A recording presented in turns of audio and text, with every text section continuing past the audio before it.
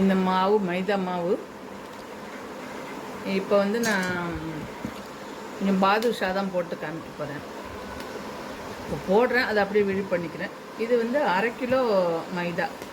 இந்த மாவு வந்து 1/2 கிலோ மைதா. அதுக்கு வந்து 1 கிலோ மைதாவுக்கு 400 டால்டா போட்டு பிசைஞ்சிக்கிட்டு உப்பு தண்ணி இதெல்லாம் தேவையான அளவு ஊற்றி மாவை பிணைஞ்சி வச்சிடணும். அதுக்கப்புறம் நம்ம செய்யணும். இப்போ நான் வந்து 1/2 கிலோங்கிறதுனால இதில் 200க்கும் குறைவாக தான் இருக்கும் அந்த டால்டா எடுத்துக்கிட்டு இருக்கேன். இப்போ கொலஸ்ட்ரால் இருக்கிறவங்கன்னா இன்னும் கொஞ்சம் கம்மியாக கூட எடுத்துக்கலாம். டால்டாவை வந்து ஒரு 150 டால்டா கூட போட்டு பண்ணிக்கலாம் 1/2 கிலோவுக்கு. அந்த மாதிரி பார்த்துக்குங்க. இப்போ முதல்ல டால்டா போட்டு கொஞ்சம் நல்லா பிசைஞ்சிக்கலாம். கொஞ்சம் கொஞ்சமாக ஊற்றி ஊற்றி கலந்துக்குங்க. அப்படியே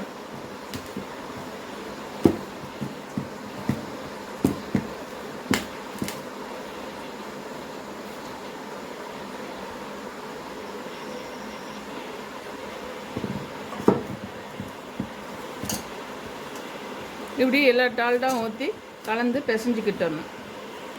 முதல்ல டால்டாவை கலந்து பிசைஞ்சிக்கிட்டு அப்புறம் தேவையான அளவு தண்ணி தெளித்து அப்புறம் பிசைஞ்சிக்கணும்.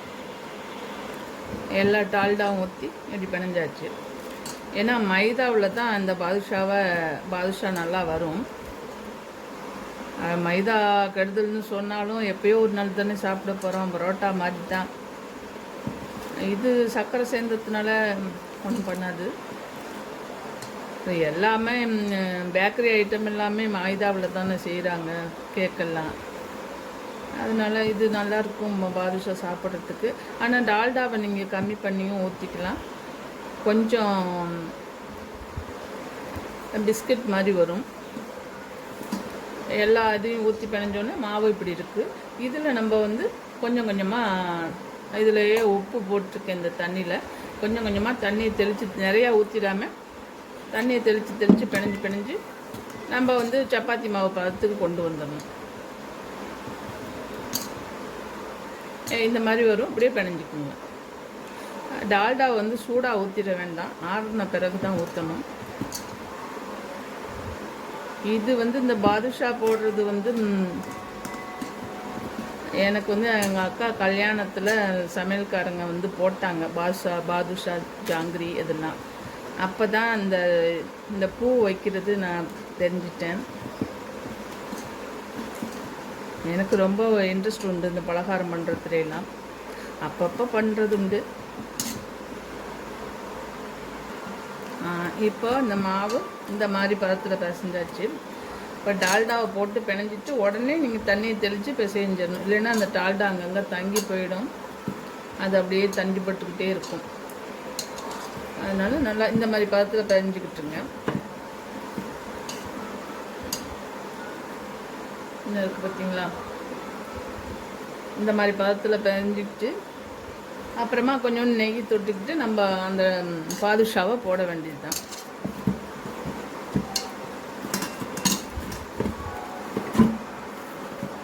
அப்படியே கொஞ்சம் கொஞ்சமாக தண்ணி சேர்த்து, ஒன்றா தண்ணி ஊற்றிடாமல் கொஞ்சம் கொஞ்சமாக தண்ணி சேர்த்து டால்டாவையும் அப்படி தான் அந்த மாதிரி பிசைஞ்சிக்கிட்டு இந்த லெவலுக்கு கொண்டு வந்துடணும். இதுதான் பண்ணுறதுக்கு ஈஸியாக இருக்கும். ஒரு 10 நிமிஷம் அப்படியே இருக்கட்டும். அதுக்கப்புறம் செய்ய ஆரம்பிச்சிடலாம். இப்போ நம்ம செய்ய ஆரம்பிச்சிடலாம். கொஞ்சோண்டு நெய் இல்லை அதே இந்த டால்டாவை கொஞ்சம் தொட்டுக்கலாம்.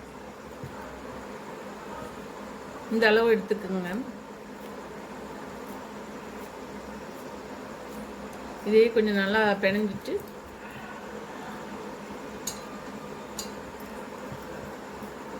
இப்படி ஒரு அமுக்கிட்டுருங்க.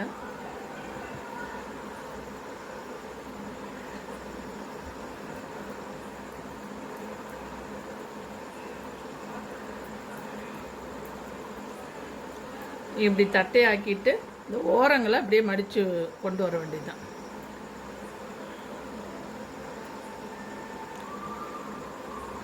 அந்த ஸ்ப்ரெட்டில் அப்படியே விழுந்துடும்.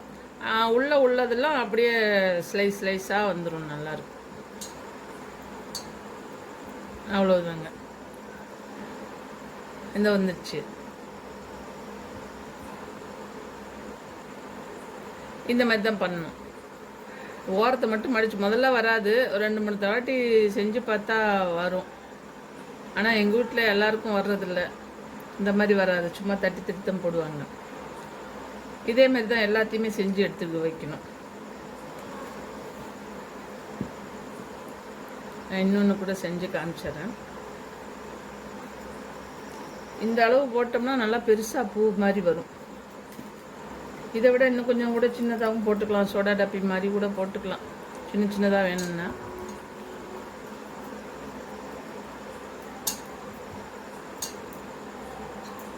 எல்லாத்தையும் ஒரே சமனாக தட்டிட்டு இந்த ஓரத்தை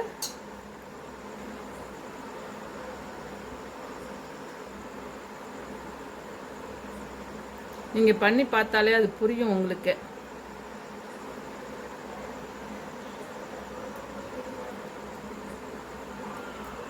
அவ்வளோதான். இதே மாதிரி எல்லாத்தையுமே எடுத்து நம்ம செஞ்சு முடிச்சுட்டு அதுக்கப்புறம் எண்ணெயில் போட்டுட்டு இப்போது எல்லாமே போட்டாச்சு. அதை பார்த்தீங்கன்னா தெரியுது, எல்லாம் போட்டு எடுத்துகிட்டு இருந்தாச்சு. இப்போ இந்த 1/2 கிலோவுக்கும் கிட்டத்தட்ட 30 பாதுஷா இருக்குது. இப்போ இதை நம்ம அப்படியே ஃப்ரை பண்ணிடலாம்.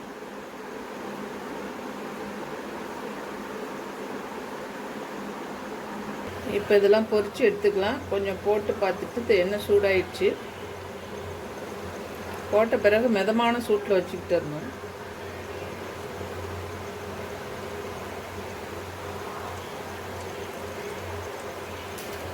கொஞ்சம் சிம்மில் வச்சு பொரிச்சிடணும், அப்போ தான் ரொம்ப செவக்காமல் இருக்கும். இல்லைன்னா போட்ட உடனே செவந்துடும். நொப்பி போட்டுறாமல் அது உப்புன பிறகு கொஞ்சம் நல்லா பெருசாக வரும். எண்ணெய் சட்டி நொப்பி வந்துடும். அதனால் கொஞ்சமாக போட்டு அப்படி பார்த்துக்கணும். இது வேகட்டும். இப்போ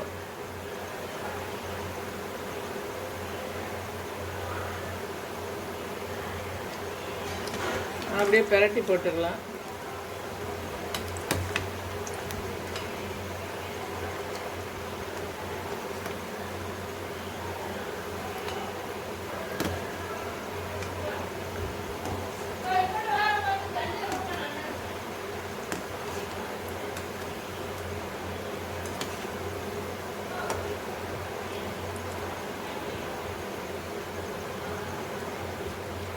இப்போ நல்லா முறையெல்லாம் நல்லா அடங்கி வந்துடுச்சு. இதான் பதம்.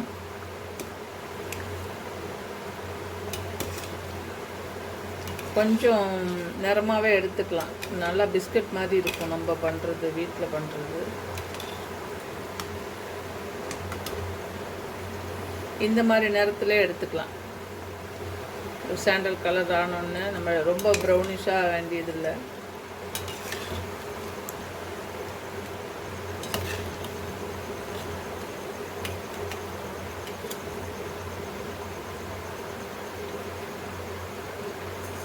இந்த மாதிரி வந்தோடனே கலெக்ட் பண்ணி எடுத்து கொடுத்துடலாம். இந்த பார்த்திங்கன்னா தெரியுது பாருங்கள், இந்த நுரையெல்லாம் நல்லா அடங்கி வந்துடும்.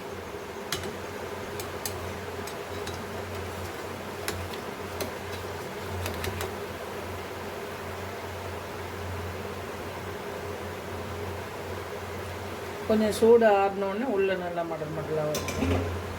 அதே மாதிரி எல்லாத்தையுமே பொரித்து நம்ம எடுத்துக்கிட்டுடலாம்.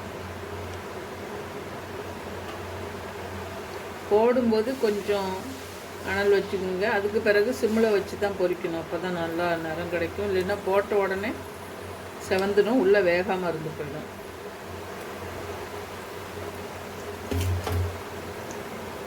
இந்த மாதிரி எல்லாத்தையும் பொரித்து எடுத்துட்டு நம்ம பாகு காய்ச்சிக்கலாம். அடுத்து இப்போது நல்லா வெந்திருக்கான்னு பார்க்கலாம்.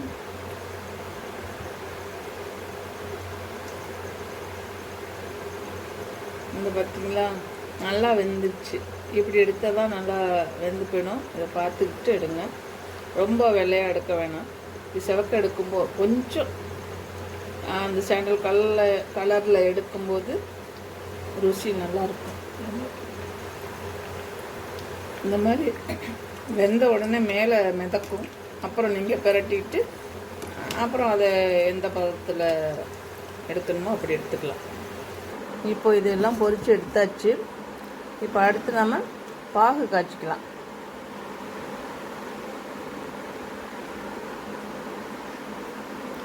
பாகு காய்ச்சறதுக்கு இது மாவு 1/2 கிலோ எடுத்துட்ருக்கேன். அதுக்கு 1/2 கிலோ சர்க்கரை, 1/2 கிலோ சர்க்கரை போட்டு அது முழுகிற கொஞ்சம் லேசாக இந்த சர்க்கரை நனைகிற அளவுக்கு தண்ணி, அப்படி இல்லைன்னா 150 ml தண்ணி 1/2 கிலோவுக்கு அந்த மாதிரி விட்டு பாகு காய்ச்சிட்டு பாகும் பதம் பார்த்துட்டு அப்புறம் இதை அதுக்குள்ளே போட்டுடணும். இப்போ காய்ச்சலாம். இப்போ சர்க்கரை பாகு நல்லா கொதித்து வந்துடுச்சு. இதில் கொஞ்சோண்டு பால் ஊற்றி இந்த அழுக்கை மட்டும் எடுத்துடலாம். கொஞ்சமாக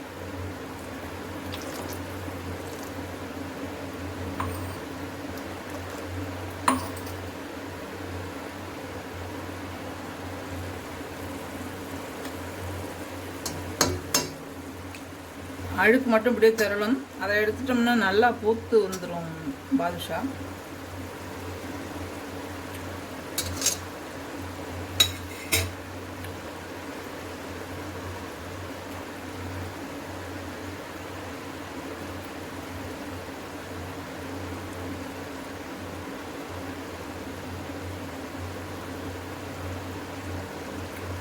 நல்லா இருக்குது பாருங்கள். இந்த மாதிரி இருக்கிறத எடுத்துட்டோம்னா பாதுஷா நல்லா பூத்து வரும். இப்போ பாகு ரெடி ஆச்சு. நாம் இதில் வந்து பாதுஷா போட்டு கொஞ்சம் பாகு பதம் பார்த்துக்கலாம். இப்படி தான் பாகு பதம் பார்த்துக்கணும். இந்த மாதிரி தட்டில் தண்ணி ஊற்றிட்டு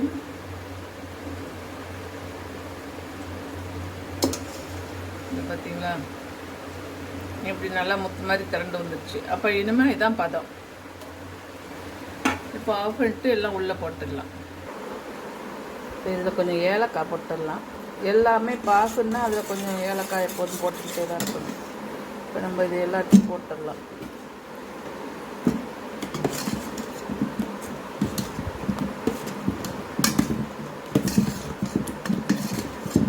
இப்படியே கிளம்பி விட்டுட்டு அப்படியே ஒன்றுனா கூட எடுத்துடலாம்.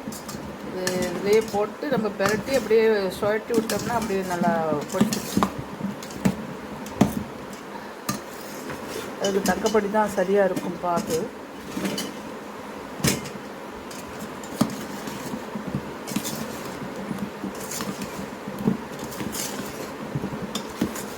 கொஞ்சம் உடச்சிடாம அப்படி பார்த்து சுழட்டி போட்டுக்கலாம்.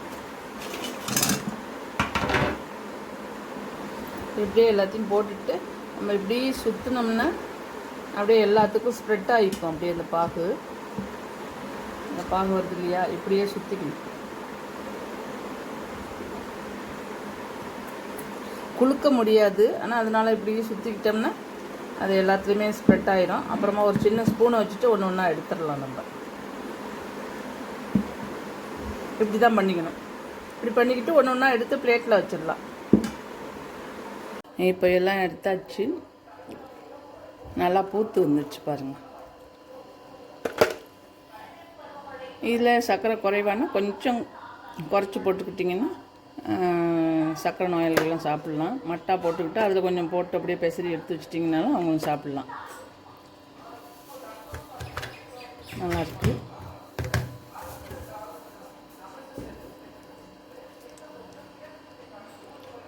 பாருங்கள், இந்த மாதிரி இந்த ஸ்லைஸ் விடுவோம்.